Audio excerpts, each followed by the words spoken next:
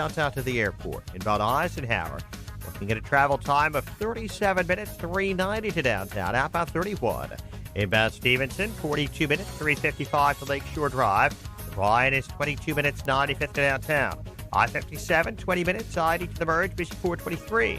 That's traffic. I'm Jim Calamonte on AM 560, The Answer. Chicago's Morning Answer continues next in our 1 hour heating and air conditioning weather center. Partly sunny. Chilly today, high 29. Currently 18. Your next news at 7. Chicago's Morning Answer with Dan and Amy continues next on AM 560, The Answer. Listen to AM 560, The Answer, online at 560theanswer.com, on the AM 560 mobile app, on your Alexa-powered smart speaker, on TuneIn, iHeart, and radio.com. Only the biggest stories, only the biggest guests, and only the biggest opinions. This is AM 560, The Answer. Top of the morning, Dan and Amy, and with commentary about the president's actions, granting commutations to the likes of Rod Blagojevich and pardons to the likes of Bernie Kerik and Michael Milken. A lot of talk about this as the setup for what he may do with respect to Roger Stone, depending on the sentence that he receives, as well as Michael Flynn and Manafort and others. That's perhaps part of it. I think part of it as well is a reckoning. It's a reckoning with DOJ officials from the past and presidential administration officials from the past, because the reckoning still hasn't come through the normal channels like the Department of Justice, and that was most recently punctuated when DOJ closed the case on McCabe on Friday. Mark Penn on with Maria Bartiromo, Fox Business yesterday. Mark Penn, former Clintonista, had this to say about that overdue reckoning. Well, I'm a little puzzled that Andrew McCabe wasn't prosecuted, because he was on tape in the second interview lying, and it did receive the strong condemnation of the Inspector General. But it does look like Barr is conducting a thorough investigation here. Look, on Roger Stone, I wrote 2 articles over a year ago saying that this was an incredibly unfair prosecution of Roger Stone. When you look at the kind of lying with real national import that happened here with the Pfizer warrants and all of these unprosecuted lies that went on by the FBI. Even you look at Sally Yates was setting up Michael Flynn with the, quote, Logan Act, which we know was a pure fantasy. So there's so much here that is really, we have not seen accountability yet. This is really the last hope for accountability. You're right. It doesn't look good with the pass on McCabe, but let's wait and see. Real accountability has not come despite these reports that show obvious wrongdoing. And he's talking about the Durham investigation, of course, when he's talking about real accountability.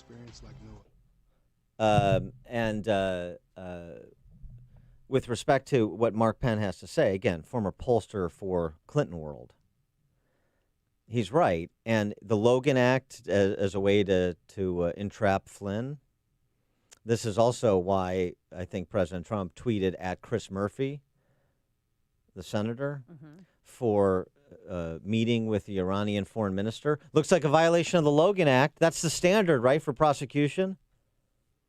Continuing to make this case that there seems to be one set of laws for Trump administration officials and the rest of America, and another set of laws for leftist elites in positions of authority in law enforcement agencies, intel agencies,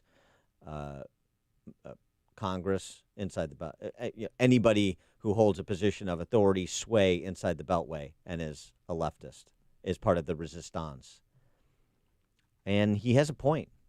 So I'm with Mark Penn. We'll wait and see what happens with the Durham investigation, what that produces. But that is the last chance for a real reckoning before November. Chadwick Moore is a former editor-at-large of Out Magazine and The Advocate, contributor to Playboy, New York Post, and columnist for Spectator USA. Joins us now. Chadwick, thanks for being with us. Appreciate it.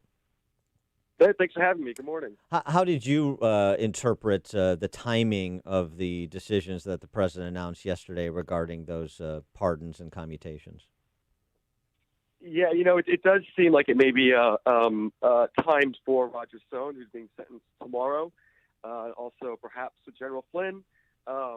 It does certainly seem like that may be the case. The president is not a man to back down from his words or make empty promises often, and the fact that he started tweeting recently about the egregious potential number of years that Roger Stone may get, he's not going to, if he does nothing, if there's a very severe punishment for Stone, and the president doesn't do anything about it, then that's not really the man that we know. So he seems to have been setting this up for a bit.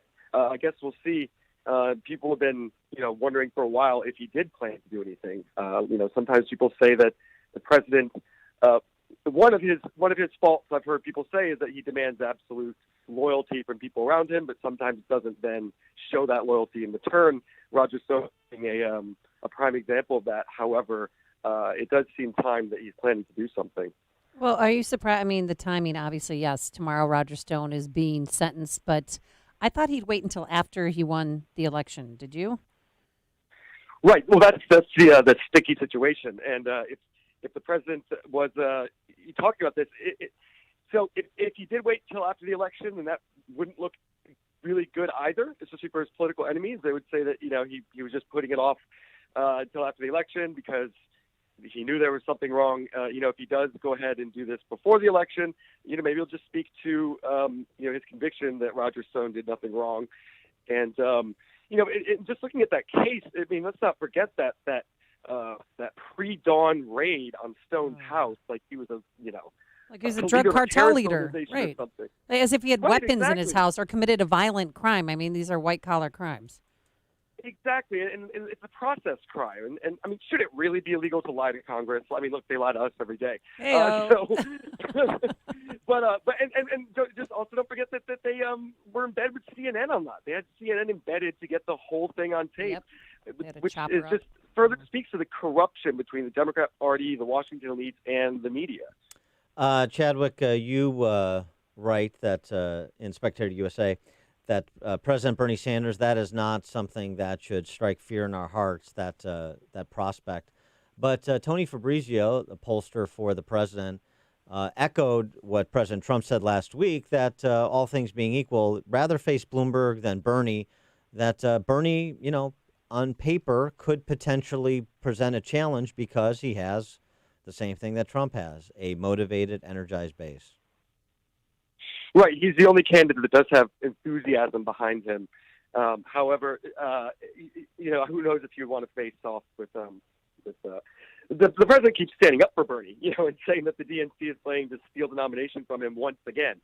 So that's interesting. But there's always been that, not within all of Bernie's supporters, but, some of them, there's always been a kind of sympathy with the Trump supporters in that they're united in this kind of anti-establishment mentality, and they're also just their absolute hatred for the corruption of the DNC. So, and in 2016, the two candidates didn't really attack each other that much. They're still very much aligned on trade, which is important. But as I was writing that, Bernie, he's one of the most ineffective members of the Senate and also of his time in Congress. He's not a leader; he's a pontificator. Sort of like Obama, except I think that Sanders is more ideologically motivated. But he's been in Congress since 1991. He has passed 7 laws that had his name on it, and they were from things like renaming post office and then declaring a holiday in Vermont. So he's got these huge grand ideas. He is consistently ranked in the Senate as the most far left ideologically and also towards the very bottom of his leadership abilities. I mean, he's not a guy that gets things done, and he's also not a guy with much skin in any fight, as we saw in 2016 when he rolled over and let the Democrats treat him so poorly. Yeah. What do you expect from tonight with him and Michael Bloomberg, who's got his ticket to Vegas? Well, that should be interesting. It's interesting to see how, for some reason, how the media has leapt into Bloomberg's pocket, or maybe the other way around. Bloomberg's not even on the ballot in Vegas, I believe, and yet no, he's not. Have Yeah, in the next two, yeah. And you have, I think, I saw someone today say there are 8 op-eds in the New York Times today about Michael Bloomberg, and he's not even on the ballot. Meanwhile, none on Mayor Pete, who is currently leading in confirmed delegates. So tonight's debate should be interesting. I mean, Mike Bloomberg had a bad week in terms of optics, and yet the media is still kind of jumping in on board with them. I wanted to get your reaction to this piece in the New York Times by Brett Stevens, talking about whisper networks and the Trump whisper network particularly. He writes that speech is free except where and when it isn't, and when speech isn't, when you have a censorious culture like we increasingly have, people are less likely to share. But it doesn't mean their silence is assent. One recent academic study, he noted that so-called secret voters supported, people who didn't make their choice clear, supported Trump over Hillary by a 2-to-1 margin in 2016. Stevens writes that statistic should be every bit as alarming to Democrats this time around, not least because it suggests polls may be dramatically underweighting the scale of Trump's support. He suggests that whisper network probably made the difference in the states that made the difference. And he suggests that it has only grown as the censorious quality of our culture has grown in opposition to Trump at all costs over the last 3 years. Is that your sense of it as well from within the circles you travel? Oh, completely. I mean, the number of secret Trump supporters and secret Trump whisperers that I encounter just in any given week, even here in far left New York City, is astounding. And the fact that the left are the perpetrators of all this censorship culture, the ones that have truly struck fear into the hearts of people who might otherwise be speaking their minds and come out in support of the president because they don't want to get their lives ruined. Who could have predicted that? They could have predicted that it could actually hurt them because they really don't know how to appeal to their voters. They don't know what people are thinking, what's on their minds, and so maybe we're left with just this crazy rhetoric that we've been hearing for months in their debates, this sort of off the rails, far lefty stuff about anything you want, climate change or gender or what have you, and they've created this culture where people won't help them be a better party. And what is the state of play, to the extent there is a discernible one, with the whole Blexit, blacks leaving the Democratic Party, what's the gay version of that called, Glexit or something? The gays leaving the Democrat Party. What's the sense? Is that a real movement? Is that part of a whisper network? Is that something that's material that's happening? Here's what I just sort of gather more on the ground. I think, first of all, gay men absolutely are fleeing the Democrat Party. I do think we'll have record black and gay votes for Trump and Hispanic votes in 2020. I don't really think that it's. I sort of get I think that the sort of Brexit movement and all that, it's not really speaking to, the message isn't getting where it needs to go. It's not getting to, and the people that actually would benefit from Republican policies the most in our inner cities, which have just been decimated by Democrat policies for decades.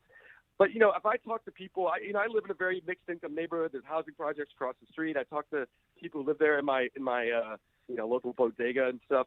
And it's increasingly rare for me to find an urban black person who's super triggered by Trump. They'll be like, I hate the way he talks, but he's doing a pretty good job.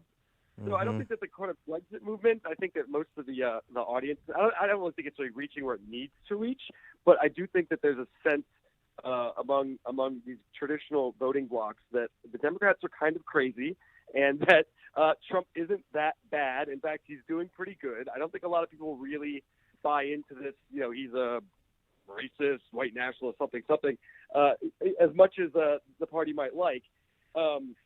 Chadwick, I think if anything, what does the gay community think of Mayor Pete Buttigieg? Oh, well, nobody likes him. No, the gays do not like him. Mayor Pete's fans are not gay men, and that is almost across the board, especially the really, really far left gays. I mean, they're all in for Bernie. They're more into socialism. Mm-hmm. A lot of people look at Mayor Pete and, he doesn't. The far lefties don't really like how he tries to come off as very traditional. That he's Christian. That he's came out very late in life. He's not very culturally gay. There's not really much of a connection there. They really, really don't like him. He doesn't have many gay fans. Which Now, is interesting. Now, with Rosario Dawson coming out as a lesbian, now what if he picked her to be his running mate? Would that help? Well, that might help. He's definitely going to need a person of color. They're all going to need a person of color as a running mate. But poor Cory Booker. I know. What are we going to do, Chadwick? Brokenhearted. Are we going to send him an edible fruit arrangement or flowers? What do you think? We should, because it was just such a fairy tale love story. Yeah, there's no question. Couldn't you just see the love between those two? There's no question. It is such bad acting, really. And you hate it too when somebody opens themselves up the way that Cory Booker did, only to. It's just it's sad. Look for. I know, and right around Valentine's Day too. I know. Well, really turning the knife. Yeah. Look for Cory Booker on Dr. Phil's couch at a forthcoming episode. Chadwick Moore, former editor at large of Out Magazine, The Advocate, contributor to Playboy, New York Post, and columnist for Spectator USA. Chadwick, thanks for joining us. Appreciate it. Thank you. My pleasure. Always a pleasure. And he joined us on our turnkey.pro answer line. Connect with Dan and Amy on the AM 560 The Answer mobile app. Just text the word app to 64636 to download the app today. The Lou Dobbs Financial Report is brought to you by